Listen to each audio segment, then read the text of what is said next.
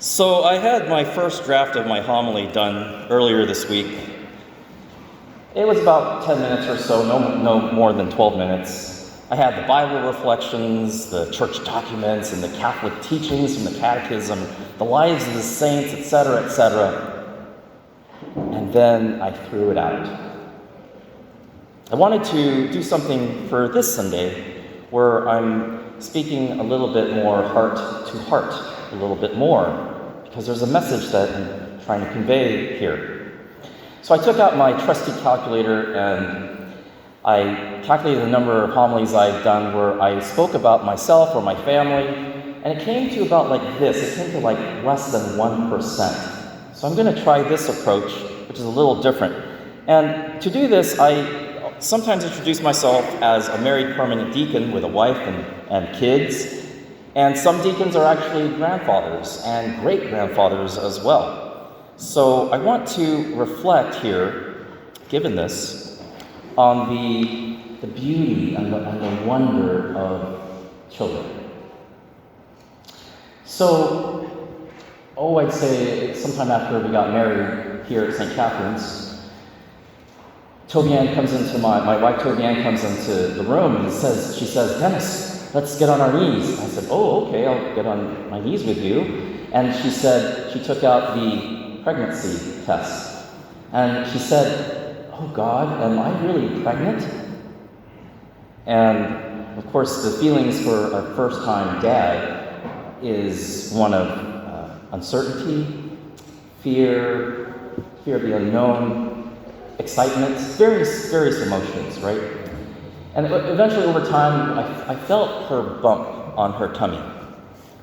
And I would put my ear to her tummy, and I would sometimes feel like a little elbow move.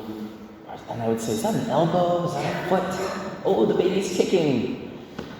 And that movement, I actually thought my firstborn was going to be a girl, so I was actually always singing butterfly kisses into the tummy. But the ultrasound eventually revealed that it was a boy, John Paul. And of course I had to change the song from there.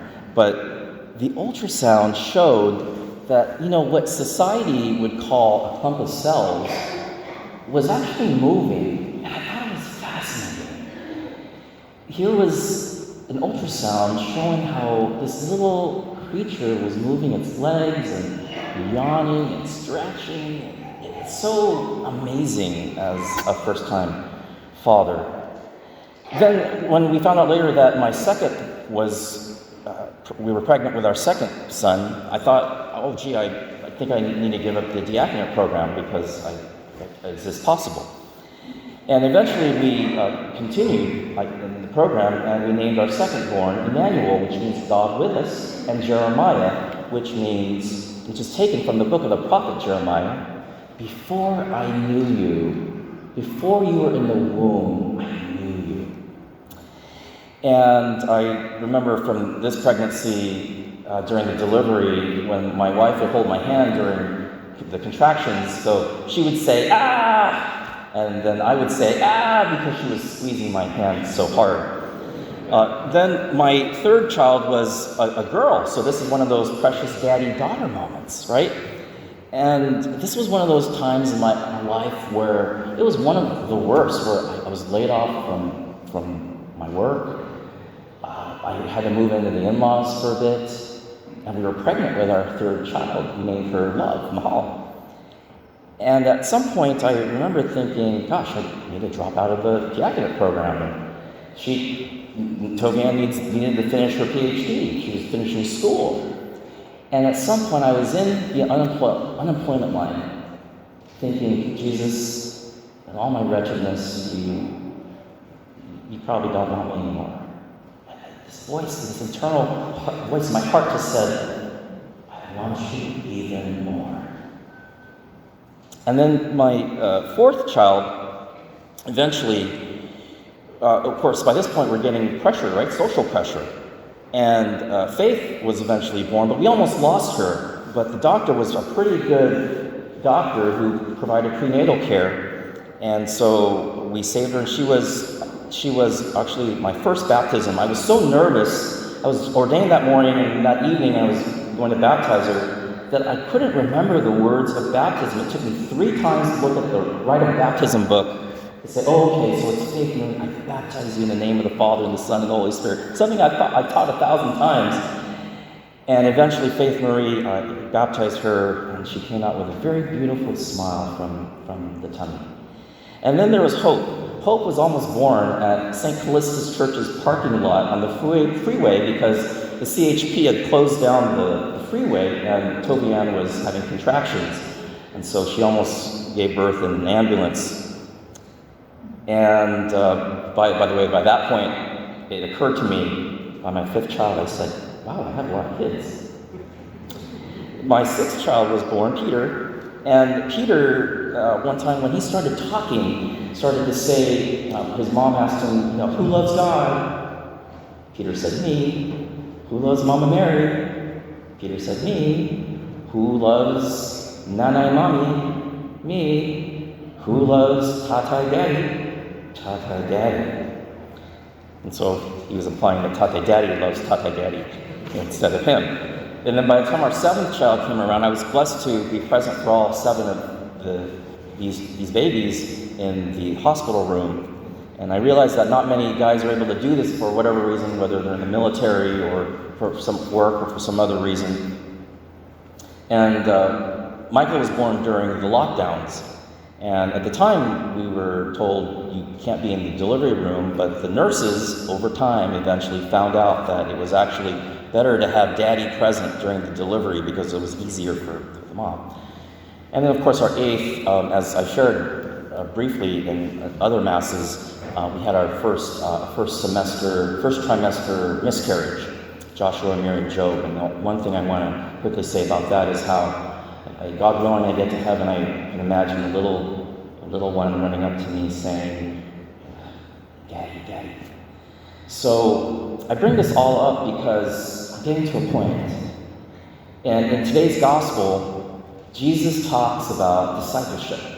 He talks about discipleship in a way that he talks about the cross. He talks about, unless you follow me, unless you give up wife and children and stuff, you can't be my follower. What does Jesus mean by this?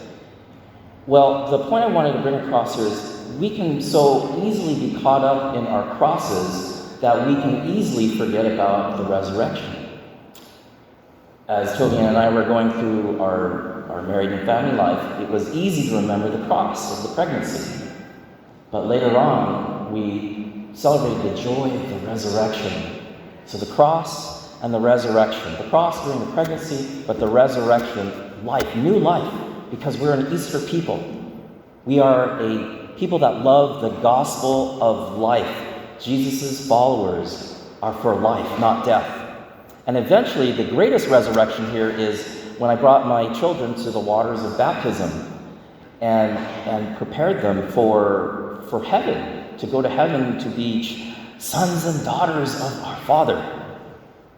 So given this about the gospel, I wanted to ask a few questions for those present here, or those listening to this on social media. First question is, given my story about the tummy movements, and the ultrasounds, and the prenatal care, and the delivery, and the post-delivery, is there any way I can convince those of us here in church or those listening who are pro-choice or pro-abortion to change their mind to the pro-life side? Is there any way we can do that? If not me, but Jesus. Jesus invites us to look at this. The other question I'd like to ask here is, perhaps there's somebody who is pregnant here for the first time and they're listening to this and they're scared. They don't know if they want to give birth to their baby. And maybe they've had a hard time having children, or maybe they're, for whatever reason, they don't want a 3rd or 4th or 5th child. The question is there a way that you can bring the child to term in delivery? Is there a way to bring this to Jesus somehow today at Mass? Or perhaps there's somebody here who's had an abortion. Maybe your girlfriend got pregnant your spouse got pregnant, and for whatever reason, yes, we understand how difficult it is to raise children and all the pressures and the finances and the school and everything else that comes with it. But is there a way to come to the mercy and love of God, where He embraces you and He loves you and He says, is there a way to reconsider what was done? And to even bring it to the sacrament of confession. Because priests have the authority to lift excommunications now. And my experience of priests going to confession, I try to go 2 or 3 times a month, is that these guys are very merciful guys in confession. So it's not something that they haven't heard about. And so that reflects God's love and His mercy for this particular issue. And finally, for those Catholics who are convinced that abortion is murder, I'm going to one-up this. Is there a way that we can do something like either pray, or prayer is number 1, fast, and then social action? Is there a way that we can pray and offer our sacrifices for a civilization of love, which is against the culture of life? Is there a way for us to pray? I'm reminded of a story by Archbishop Fulton Sheen, who was on an airplane, and the waitress or the stewardess asked him, "Sir, would you like a drink or coffee or anything like that?" And he said, "Oh, no, thank you, I'm fasting." And the passenger next to Fulton Sheen said, "Oh, I'm fasting too. I'm fasting because I'm a witch and I'm fasting for abortions." And I mention this because it's a little strong, but I mention it because there is a connection between the taking of innocent human life and the war against the child that we see in the Bible. The Bible constantly shows us that there's a war against the child. So John Paul II wrote a letter called Evangelium Vitae in Latin. It means the gospel of life. And there are tons of things about this. I'm only going to mention one or a few things. John Paul II said, "Today, this proclamation is especially pressing because of the extraordinary increase and the gravity of threats to the life of individuals and peoples, especially where life is weak and defenseless. In addition to the ancient scourge of poverty, hunger, diseases, violence, and war, new threats are emerging at an alarming rate. The Second Vatican Council also added, whatever is opposed to life itself, like murder, genocide, abortion, euthanasia, willful self-destruction, the taking of innocent human life, slavery, deportation, the sub-living human conditions," and of course we're celebrating Labor Day tomorrow, "where we treat people as instruments rather than free and responsible persons. We need a civilization of truth and love." And this leads to, as you can see here, this isn't just about abortion. This is about all these issues about the poor. And the Catholic Church is the largest service provider of not just giving birth. People say, you're just focusing on giving birth. You don't focus on the rest of their life. No, we are the largest provider of services to education, healthcare, you name it, social services. We are there. And so we care about everybody during their entire stages of human life. It's not just a one-issue type abortion thing.